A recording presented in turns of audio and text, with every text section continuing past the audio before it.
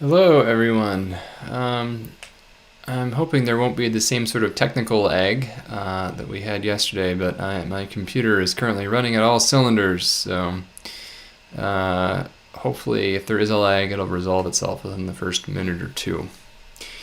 But in the meantime, I just wanted to welcome everybody, and I was not planning on having another office hour so soon after yesterday's. But there's been a fairly extraordinary turn of events in the meantime, so that have affected a lot of people quite severely. So I wanted to offer an update and some thoughts on what's going on. Since yesterday, the storm system that I mentioned might be coming in significantly stronger than initially anticipated. Well, it certainly did that, and then some.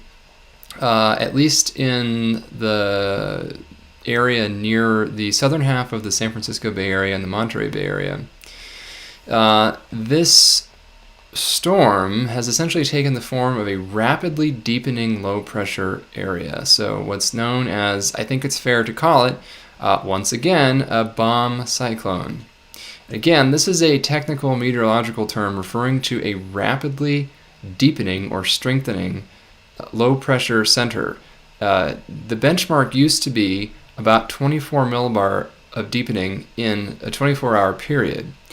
There is also a latitude adjustment for essentially to compensate for the fact that it is even more unusual to see such rapid deepening of a non-tropical low pressure system at lower, more subtropical latitudes, so that actually the benchmark is a little bit lower at the latitude where we're talking about today, around San Francisco and Santa Cruz. So I think we've essentially reached that. I don't know if it's officially a bomb cyclone, but it is close enough for all intents and purposes, and I think we may have actually gotten there, even according to the official definition. So this is a rapidly strengthening center of low pressure, and the key part here is that this didn't do so like the last newsworthy bomb cyclone off the coast of California earlier this winter, which did so 1,000 or 1,500 miles west of California. This one did so about 100 or so miles southwest of San Francisco. So this is very close to the coast. So the impacts are actually more immediate and greater than they were back then. So this low pressure system, interestingly, has developed actually at least two distinct centers of circulation. And again, this has been close enough to the coast of the Bay Area that we've been able to view these on radar imagery from Mount Amanum in the Santa Cruz Mountains all day. And they've been honestly pretty dramatic. Each of these low pressure centers have been circling around a common center. This is known as the Fujiwara effect, and essentially it describes what happens when two distinct cyclonic vortices, in other words, low pressure systems, orbit around a mean center. So essentially there's a centroid of circulation, and all of these little subvortices, in this case mesovortices, that's actually the term, are orbiting around a central point. That is, so there's essentially multiple low pressure minima spinning around. You can kind of think of it almost as like a planetary system in an orbital dynamics sense, where there's multiple planets or planet subsystems orbiting around each other according to some common gravitational center. Here it's not so much gravity that is anchoring the center point of rotation. It actually has to do more with angular momentum and the relative axis of rotation of the individual subvortices. All of this is very technical, but I'm bringing it up because there's all sorts of terminology flying around on the internet today, and amazingly enough, a lot of it is accurate. So it would be technically correct to say that today a rapidly strengthening extratropical cyclone underwent bombogenesis, becoming a bomb cyclone with multiple centers of circulation composed of at least two distinct mesovortices rotating around a common center in a Fujiwara effect style. And in addition, that this entire process has brought about the formation of a quote-unquote sting jet on the backside of the low pressure system, whereby very strong winds from higher elevations are transported down close to the surface by descending air in the cool sector of the extratropical cyclone. That's a mouthful, for sure, but all of those things are actually happening off the coast of California right now. And again, this is really just talking about the portion of the storm that's close to the Bay Area. This has been a significant storm in parts of Southern California and the Southern Sierra, where heavy showers and thunderstorms have moved into the Sacramento Valley as well from the southeast. So this is an extraordinarily dynamic storm system that had not been well modeled a few days in advance. Interestingly, the very high resolution models that only go out a day or two, they really nailed this. I think more so than even I think some folks realized from yesterday. So the very short-term weather models represented this extraordinarily complex and unusual situation very well, but the broader scale global models did not, as much as a few days out. So this is a storm where the predictions ramped up pretty suddenly, especially for the Bay Area right before the event, and even then might have under-predicted the magnitude of what's now transpired. So in terms of impacts, the National Weather Service in Monterey, which is the office responsible for the San Francisco and Monterey Bay areas, issued 2 high-end severe thunderstorm warnings for Santa Cruz County and Monterey County earlier today, associated with the spiral convective bands linked to these orbiting mesovortices within this low-pressure center. The reason for that was kind of interesting. It's an interesting administrative decision because there was no lightning associated with this precipitation and these winds. So there was actually, they weren't thunderstorms, even though a severe thunderstorm warning was issued. But the reason it was issued was that essentially strong precipitation bands were going to mix very strong winds down close to the surface. The warning called for wind gusts up to 80 miles an hour near the surface, destructive winds, and unfortunately it looks like these did materialize, especially in the Santa Cruz Mountains, where I suspect there are a lot of folks who'd like to be joining this conversation who can't because there's almost no electricity right now across the populated parts of the Santa Cruz Mountains. This was a violent, sudden windstorm that was associated with this rapidly deepening low-pressure center and these convective bands of showers that have spiraled around it that brought very strong damaging winds, have brought down countless trees into power lines.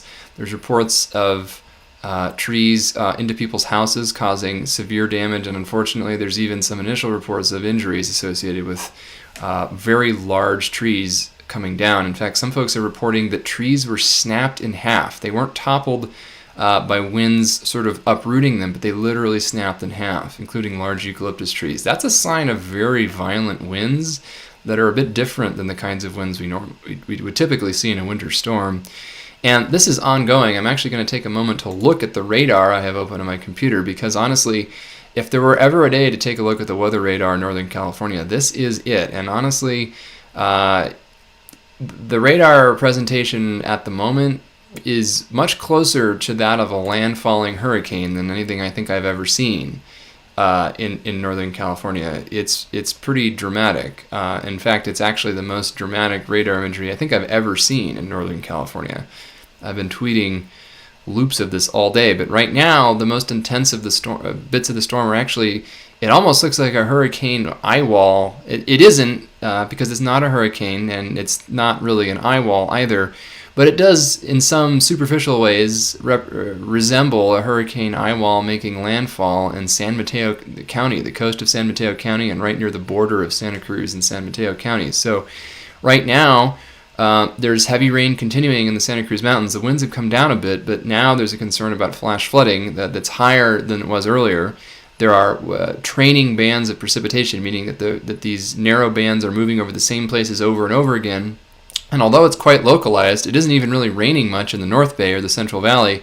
The Santa Cruz Mountains could see another few hours of heavy precipitation. That's going to start to cause some problems, greater problems than had been anticipated from the storm again.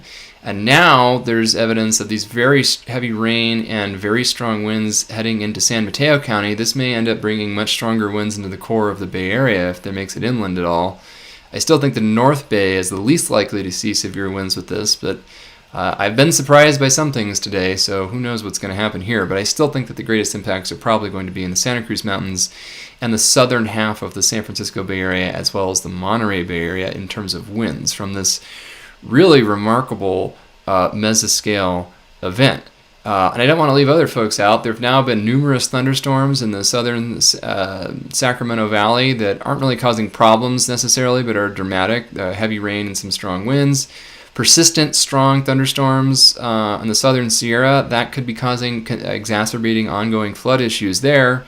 Southern California, widespread rain. Some of it has been heavy, and there are some thunderstorms developing. In fact, the most intense part of the storm in Southern California may be yet to come later tonight, with some very heavy downpours and thunderstorms possible as the area of pretty unstable air offshore moves inland. So Southern California is not out of the woods yet. This storm is still really raking Santa Cruz and San Mateo counties in particular. It really just, as I have to say, looking at the radar as I'm speaking to you, is kind of remarkable. I've never seen anything quite like it. And it's an interesting lesson in why this ended up developing so much more rapidly. I talked about this a little bit yesterday, so I won't go into detail too much right now. But really what it comes down to is these are fine-scale storm dynamics at their most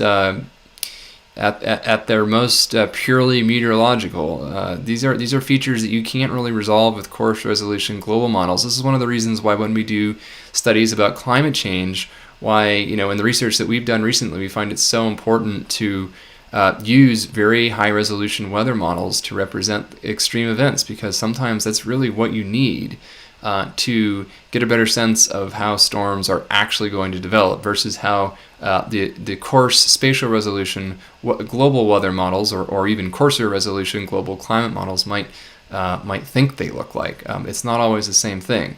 All of these are great tools, but when you look at individual storms and extreme events, sometimes you really do have to zoom in to get the physical details correct.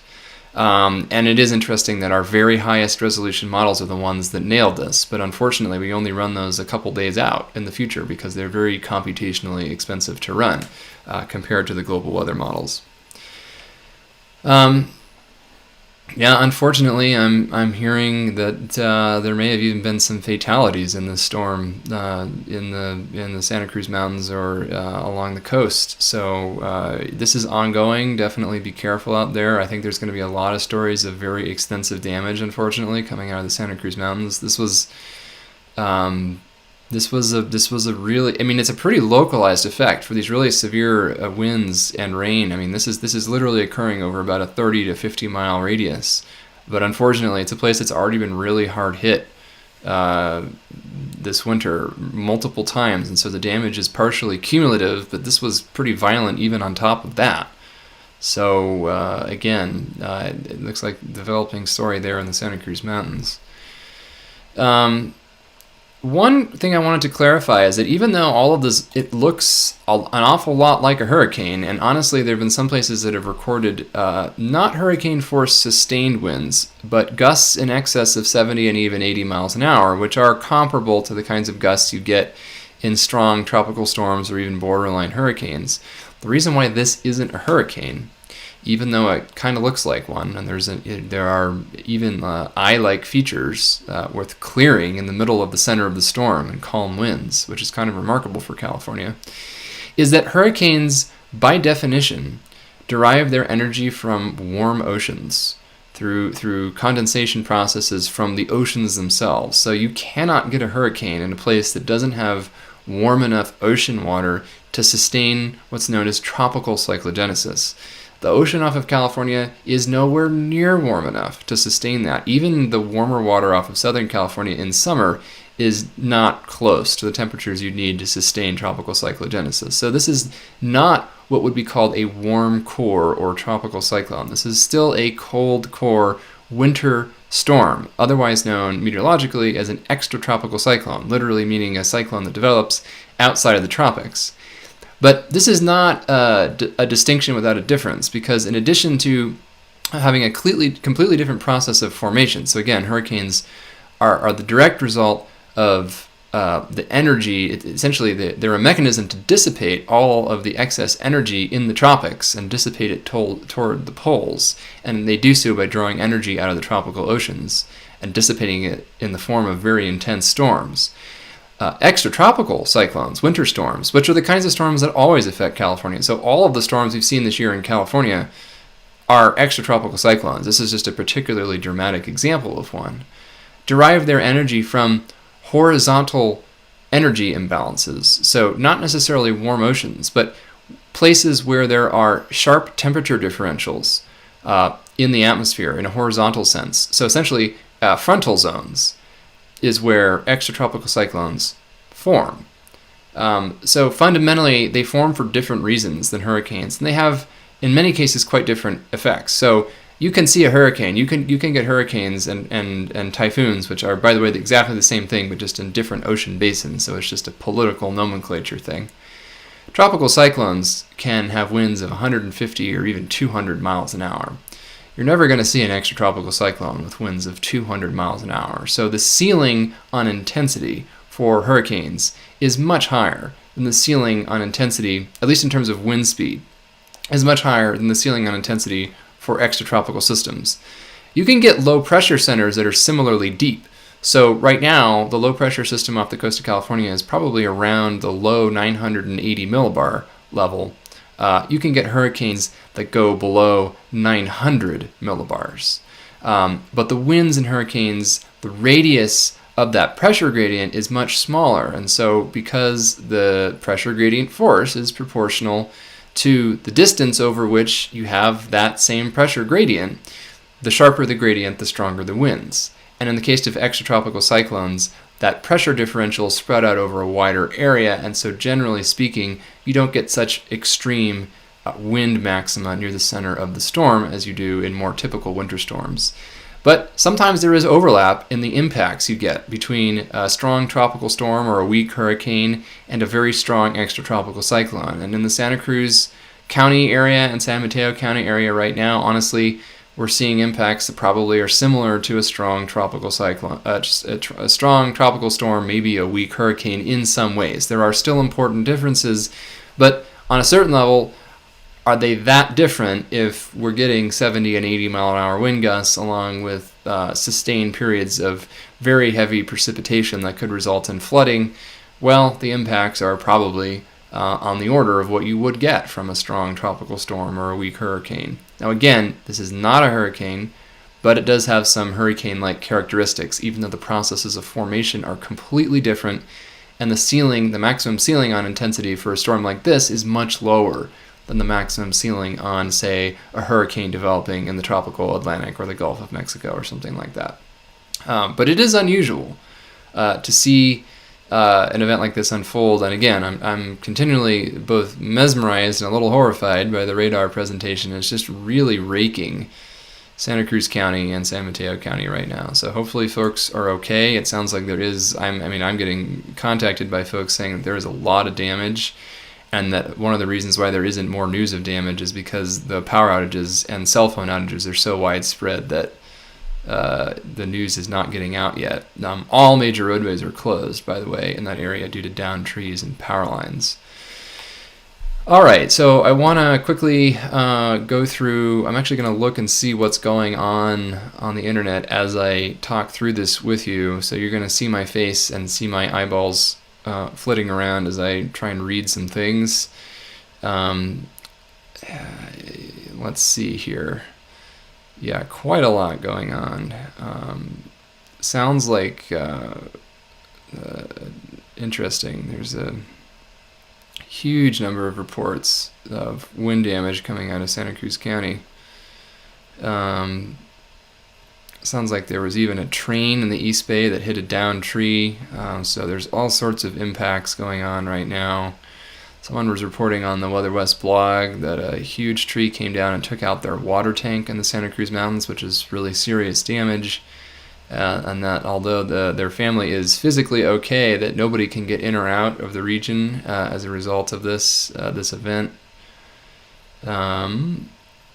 Let's see what else is going on. Yeah, there's just a whole lot that I'm seeing. And it's, as I say, it's still going. There's still a lot of the radar imagery is still pretty amazing if you check it out. So it's one of those, there's a lot of events like this sometimes if you follow extreme weather and extreme events that are both kind of spectacular from a meteorological and scientific perspective. But you also know that it's causing a lot of folks a lot of harm, and so it's there's always some tension there. This is scientifically interesting, but it's affecting a lot of people in very real and negative ways, and so I think that's always really important to keep in mind when we talk about this. So I'm going to start looking at some comments here. As I say, it's been kind of a litany of fascinating technical terms today. Again, we did experience, I think, I haven't officially seen it called, but we're close enough to the benchmark that I'll say it's, for all intents and purposes, we do have a bomb cyclone, meaning that this low pressure system deepened or strengthened very rapidly over the course of 24 hours. We do have eye-like features in multiple centers of circulation. So essentially, small rotating areas of clouds and precipitation with a punctuated region in the middle of calm winds and even clear skies at the center of the storm. That is something that you more traditionally see in hurricanes, but you can occasionally see it in extratropical storms as well. And we've seen multiple eye-like features today associated with multiple centers of circulation, which are rotating around each other and around a common center, more accurately, in what's known as the Fujiwara effect. And I think part of why the winds are so strong in a relatively localized region from Santa Cruz down into Monterey County is the formation of what's known as a sting jet, S-T-I-N-G.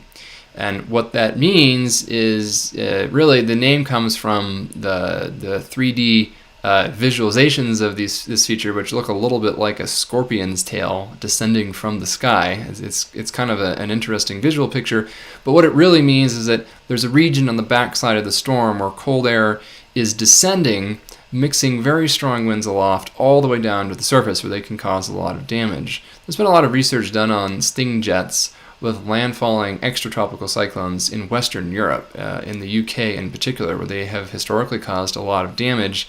Unfortunately, it looks like that's what's happening across Santa Cruz County and some adjacent areas right now. And just to recap for the rest of the state, it does look like the showers and thunderstorms across the Central Valley are ongoing, and the southern Sierra Nevada. Localized flooding, although no widespread issues there right now. Southern California got a pretty big wallop from a warm atmospheric river this morning, and now the colder part of the storm is coming in with potentially more intense showers and thunderstorms and lower snow levels overnight and into tomorrow. And of course, big portions of the Bay Area are getting directly walloped by the center of circulation itself, which, as I look at the most recent radar imagery, the strong area of strong winds and rain is actually moving from south to north because of the orientation of this low, which is unusual, moving into San Francisco from the south and into the East Bay Area from the south. In fact, I won't be too surprised if we start seeing some flash flood warnings issued for San Mateo and or Santa Cruz County soon, because this is just a lot of rain that's training over pretty mountainous areas and it looks like it's going to continue for at least several hours. So actually, there may be a much higher flood threat in San Mateo and Santa Cruz counties evolving over the next few hours than was previously thought. So in addition to the wind damage, this is going to be a big problem, especially if folks need to quickly evacuate from swollen creeks and can't do so because the trees came down before the flooding. This is a pretty serious situation developing potentially in Santa Cruz and San Mateo counties. So I'm going to look at some comments now. Multiple comments that the sky's cleared for a while and now it's pouring again, or folks saying, what's up with this storm, crazy quote-unquote storm?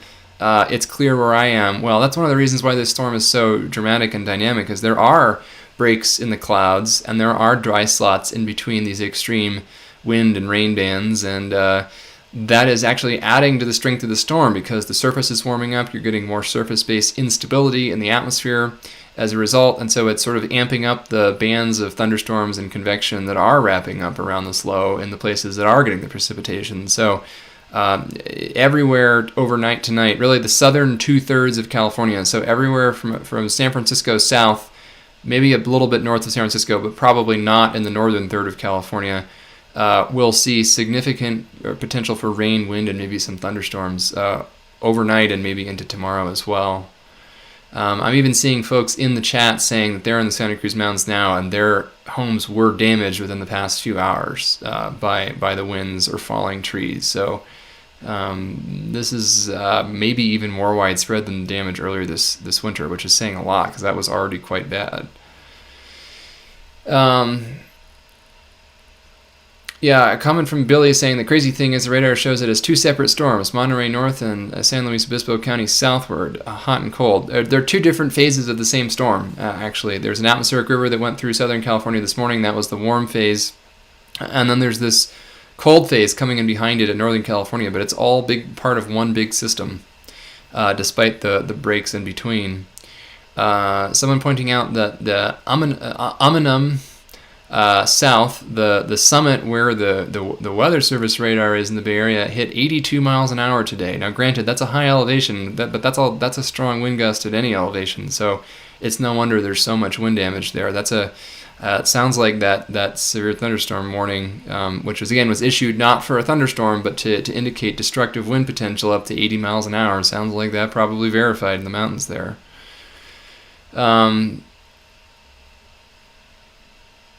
Yes, another comment from Carol that the Santa Cruz Mountains are really bad. Friends have trees down, blocked roads, Prunedale.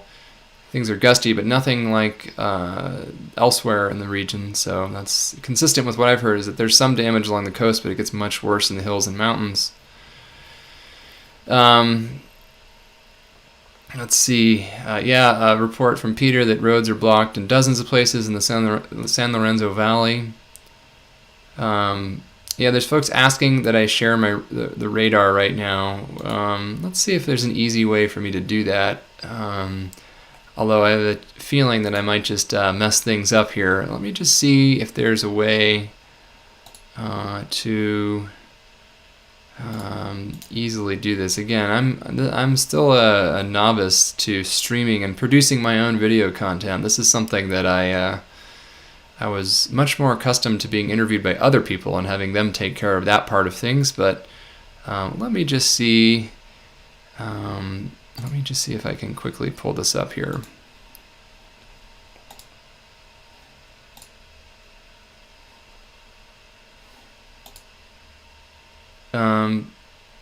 Oh, that actually might have worked. That might have been easier than I thought. So you can't see my face currently, but you know what? Maybe I can actually. Okay, I'm gonna weather channel this, and see if we can get this going in the lower right corner of the screen. I'm trying to see what's showing up on the screen here. This is real time. Well, I'm just winging it, really, is the answer here. But I'm just trying to see, since there's a bit of a lag, I'm trying to see if this shows up on screen. If it doesn't, I'm just going to give up on this for now, and I'll work on that for the next big one. Pending. I'm just going to keep looking down the questions here, see what pops up. Let's see here. Man, I got a lot of questions today. A lot of folks watching for reasons that I think are understandable. Another report of unfortunately, of a potential fatality from falling trees. More reports of wind picking up. UC Santa Cruz is out of power. Let's see here. 40 knot gusts at the Golden Gate Bridge. Just continuing to go down here. Yeah, reports of some evacuation. Okay, so it looks like it just popped up on my screen. It's a little bit fuzzy, but you can see the radar up on your screen now. Sorry, there's quite a bit of a lag between when I'm recording and when it's showing up on YouTube. But I'm going to leave that up in the corner of the screen, Weather Channel style, for the rest of the conversation. Let's see. This is good to know for future reference. I'm actually going to change the radar view here so that it's a little bit easier for folks to see on the screen. And there we go. Yeah, as you can see, I mean, this is a pretty wild. I mean, it looks like a hurricane, honestly. Structurally, I've seen worse hurricanes on weather radar than this. Hard to believe, but here we are. So anyway, got that in the corner. You can watch it evolve. It'll be in 2 or 3 minute lag time. Gonna keep going down the questions here, see what else is going on. Yeah, mesmerized and terrified. That sounds like a good way to describe it for a lot of folks in the Santa Cruz Mountains. There's a note about an evacuation warning for Boulder Creek because of a small creek blocked by debris. I'm not too surprised given that all the wind damage had just occurred, and all of the rain that's now falling. Yeah, it's kind of that scenario I was just talking about.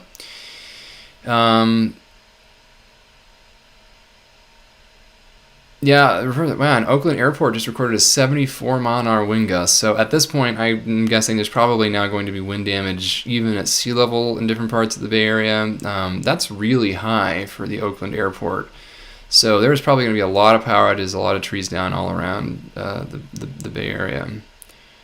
Another report, 48 knots, or a little over 50 miles an hour at the Long Marine Lab. And again, that's at sea level. This is a lot. Let's see here. What else am I hearing? Again, I'm just going through comments. I don't have any verification of these things, but I have no reason to doubt them. Andrew's reporting potentially a derailed Amtrak train near the Cardenas Strait. That may be that tree that we heard on the tracks earlier. So again, there's a lot of stuff going on right now, and the impacts as of right now are focused on the Bay Area, but there will be other impacts elsewhere in the state overnight into tomorrow. And again, this was a storm that was honestly really difficult to forecast. The high resolution models, as I mentioned, got it right from the start. We don't have those models running more than a couple days in advance because they're honestly they're just challenging and they're very computationally expensive. So overnight, I would expect a higher risk of flash flooding to develop in Southern California. This might be associated with intense thunderstorm bands that could move in overnight. So just because it's dry right now doesn't mean it isn't going to be much stormier later. And there may be quite a bit of residual flooding if this keeps up in places like the Santa Cruz Mountains and the southern Sierra Nevada into tomorrow. So yeah, I'm really just honestly I'm continuing to skip back to the high resolution version of the radar because I almost can't believe what it looks like over the Bay Area right now. That's just wild. And again, if you're in the North Bay, you're probably saying, what storm? It's raining a little bit. But increasingly, if you're anywhere from about the central Bay Area southward, so about south of Berkeley, really, again, about south of about I-80, this is pretty wild weather that's currently unfolding. And I am pretty concerned about what might unfold in the Santa Cruz Mountains with the flood risk over the next few hours.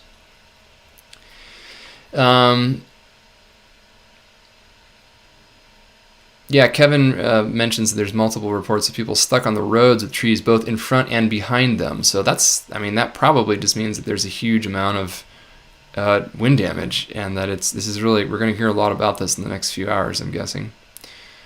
Yeah, the Jasper Ridge Biological Preserve near Stanford is writing in to report they're getting hit by 60-mile-an-hour gusts right now.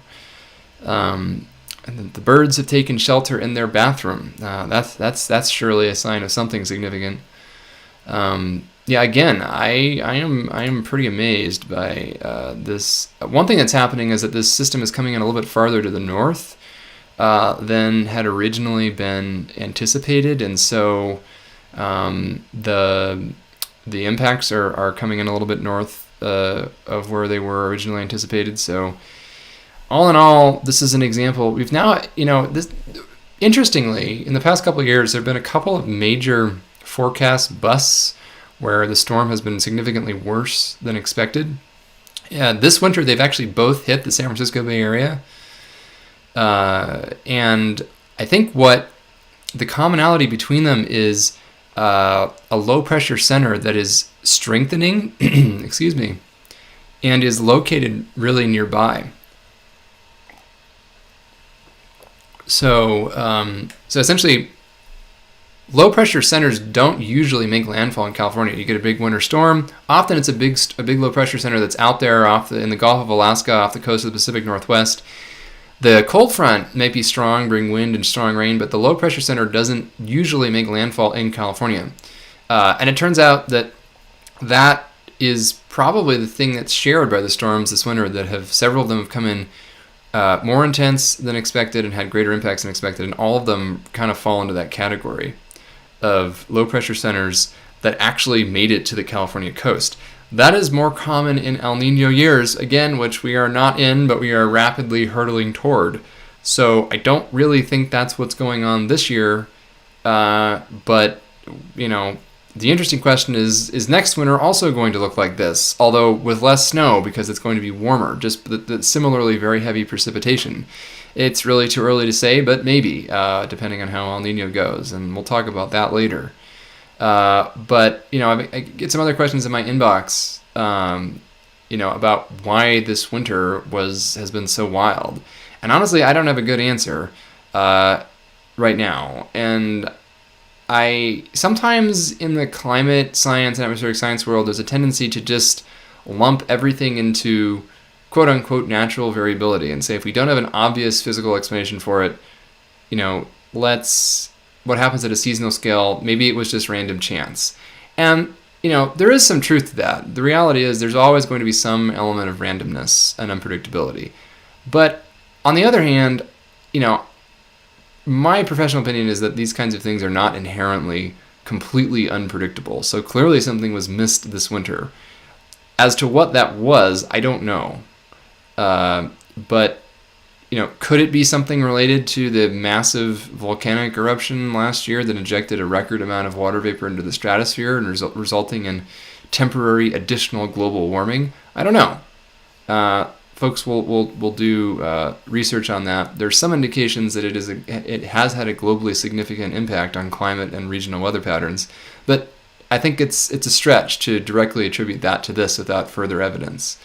So honestly, I don't know why this winter has been so remarkably active. But it's a reminder that we can get really active periods in California. And it's also a reminder that, our own research just repeatedly demonstrates over and over again that we're going to see more extreme winters, more extreme storms, heavier precipitation during atmospheric rivers in a warming climate in this part of the world. Now, we did not make a prediction that was going to happen this year specifically. So some folks, I think, are giving me and my colleagues a little bit too much credit there. But the overall prediction that we would see more events like the ones we're seeing this winter in general in a warming climate, that is true. And I do expect us to see more things like this. And then other folks say, I thought you were predicting more drought. Yes, that too.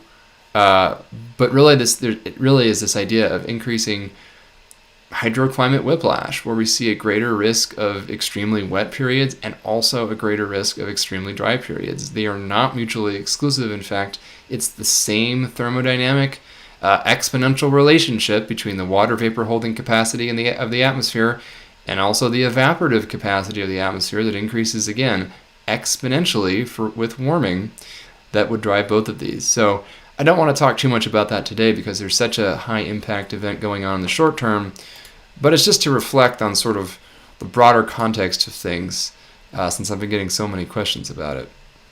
All right, I'm going to return to the comment section, see what's going on. Of course, losing a bit of my voice. I've been talking a lot today, so I may have to cut out of this once my voice goes away completely. It's been a pretty crazy year, and so at some point I'm going to have to do the rest of my job. Don't know quite when that's going to happen. It's pretty exhausting. There's a lot of folks who have been exhausted by this, not the least of which the people who've been affected directly in places like the San Joaquin Valley or the high mountains that have been inundated by snow, or the San Joaquin Valley with floods, the Santa Cruz Mountains mainly with winds, but also floods. It's just been a long winter for a lot of people. But also for the meteorologists dealing with this, for the emergency responders who are out there in the thick of things. And it's just kind of an illustration of once you start getting multiple extreme events in a row or over a season, the capacity of humans to absorb the repeated blows, it decreases. So the impacts actually rise, even if the events are similar, once you start getting a bunch of them, because it's just one after the other after the other. People are at a minimum exhausted, and in some cases, have experienced physical injury or illness or physical damage to property that is exacerbated by follow-on events. Reports from Berkeley that things are crazy, rain and wind-wise. Note from Alex that looks like most flights into SFO are now in a holding pattern. Well, not too surprising. They're reporting gusts of 60 miles an hour plus at the airport, heavy rain, very strong wind shear. Honestly, I wouldn't be too surprised if some of these flights end up getting diverted. Looking at the radar, maybe to San Jose, but it's really windy there too, so possibly as far away as Sacramento. We'll just have to see. I wouldn't be too surprised if some of those flights end up landing somewhere other than where they were supposed to for safety reasons. Let's see here. Let's see these other comments. More comments about huge wind gusts in San Francisco right now. Let's see. A question from Dana, whether the period that I was just talking about, meaning a wetter period, could it last multiple years? Yes, in fact, it has long been my expectation that at some point in the next decade or so that we would enter a really wet multi-year period. I don't really have any insight into when that might occur. This might just be a one-off wet year, although if we do get a strong El Nino event next year, as is looking somewhat likely, then it's very possible we'll get 2 back-to-back wet years or very wet years, so maybe this is that period. This has long been a prediction by climate models and basic theory about climate change in California, but it's also something that we know that can happen. I mean, it's happened in the past where we get clusters of really wet years. We've been dealing more with drought and water scarcity and wildfire the past decade.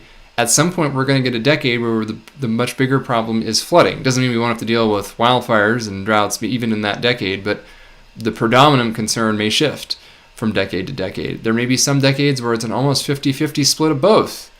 That is also possible. But at some point, we will get a decade where things are just really wet in California, and the odds of that are going up and up in a warming climate, most likely.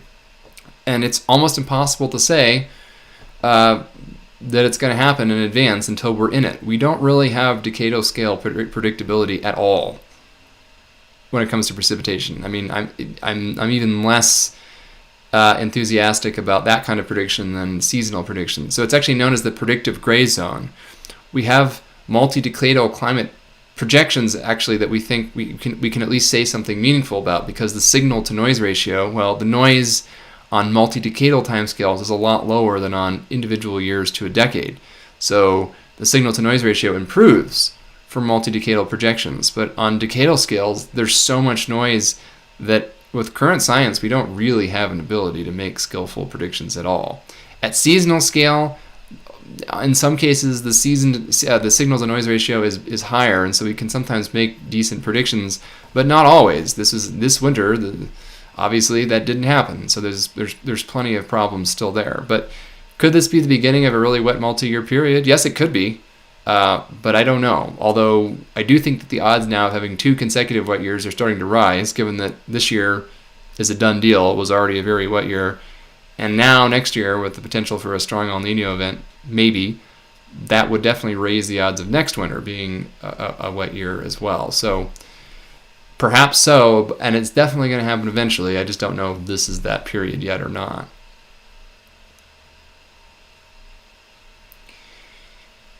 All right.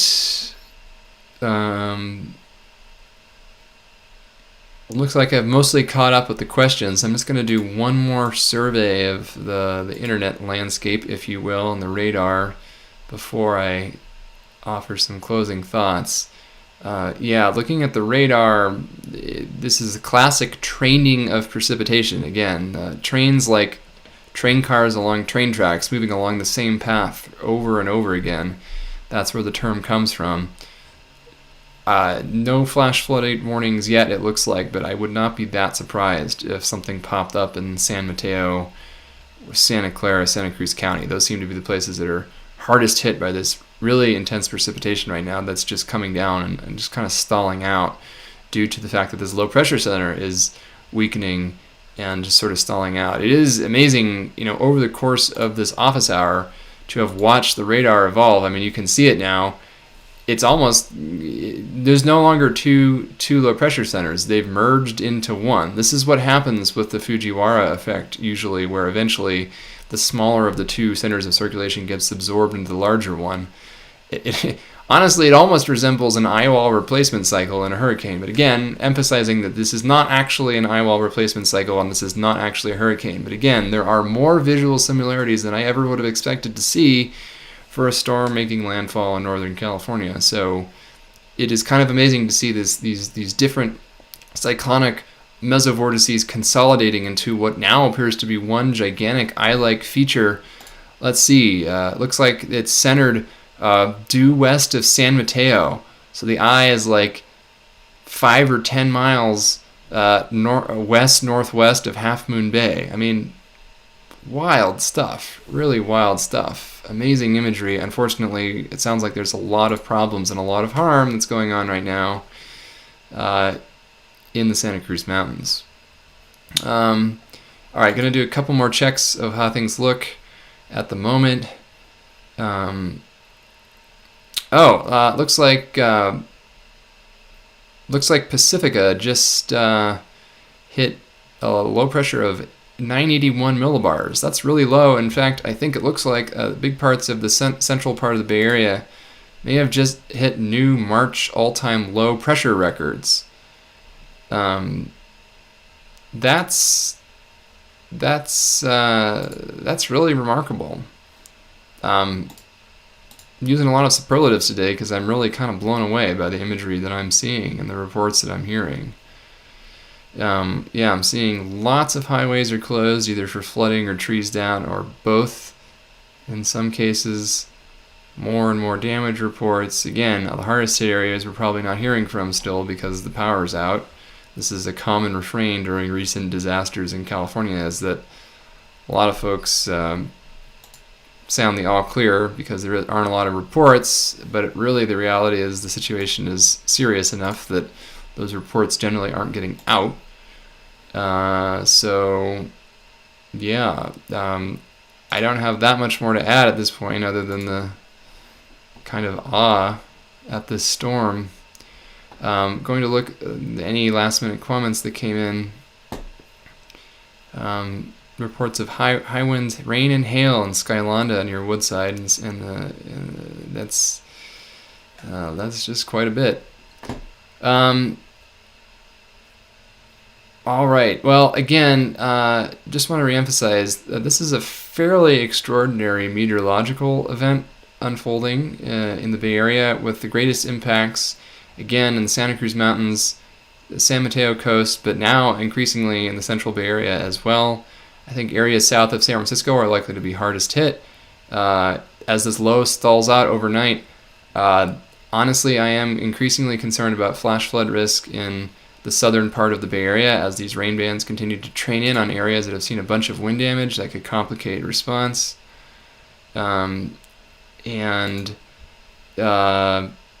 Southern California gets hit harder by bands of intense showers and thunderstorms overnight. Could be some flash flood issues down there, although I don't think there's going to be the same level of persistent training of rainfall over the same regions as we're seeing up north, but there still could be some flash flood issues anywhere from the Santa Cruz Mountains to the Southern Sierra foothills to the transverse ranges of Southern California.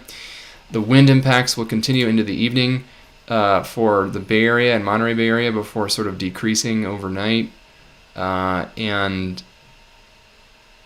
and but additional showers and thunderstorms tomorrow could cause some problems in areas that were already hard hit. And again, in the long term, the pattern looks active. I don't think we'll necessarily see another event like this one. This is a pretty unique storm, honestly. But active pattern continues. That southern Sierra snowpack continues to grow. We've already been talking about concerns about it moving downhill eventually later this spring when it melts and causing even worse flooding in the San Joaquin Valley. That is still a large concern, but it's not a concern so much this week. So I'll deal with that one later. Just informal additional information coming in that it does look like the Capitol Corridor train derailed due to the storm, although with no injuries reported supposedly. So what a mess out there. It's going to get messier as the evening goes on in the Bay Area. So keep tuned with the radar, and I'll be on Twitter still. I do need to get some other work done, but I'll definitely have the radar and Twitter open as I try and frantically meet other deadlines tonight. So thanks again for joining me. I have no idea when the next one will be because at this point the weather is dictating more than my schedule. So thanks again for joining. Talk to you later. Stay safe out there. I'd be kind of curious to see if anybody did manage to get any photographs from the eye of the storm, in this case fairly literally. I suspect there'll be quite a few untold stories coming out of the woodwork over the next few hours and into tomorrow, so stay